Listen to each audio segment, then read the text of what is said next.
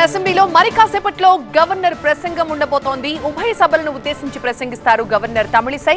వచ్చే 5 ఏళ్ల లక్ష్యాలే ప్రధాన ఎజెండాగా గవర్నర్ స్పీచ్ ఉండబోతోంది.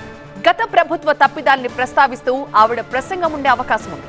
గవర్నర్ ప్రసంగం ముగిసిన తర్వాత బీఏసీ సమావేశం జరుగుతుంది. సభను ఎన్ని రోజులు నడపాలి అనే విషయంపై నిర్ణయం తీసుకుంటారు.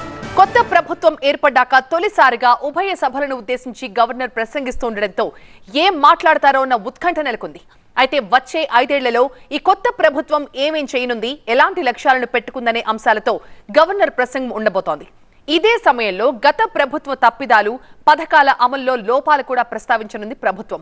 వచ్చే 5 ఏళ్ల పాటు కొత్త ప్రభుత్వం అనుసరించే విధానాలని గవర్నర్ ప్రసంగం ద్వారా ప్రజలకు తెలియజేయనుంది. విద్యుత్, వ్యవసాయం, నీటిపారుదల, విద్య, వైద్యారోగ్యం, సంక్షేమ రంగాల్లో అనుసరించబోయే విధానాలు కూడా గవర్నర్ స్పీచ్ లో ఉండబోతున్నాయి. 6 గ్యారంటీల్లో ఏది ఎప్పుడు అమలు చేయనున్నారో కూడా స్పష్టత వచ్చే అవకాశం ఉంది.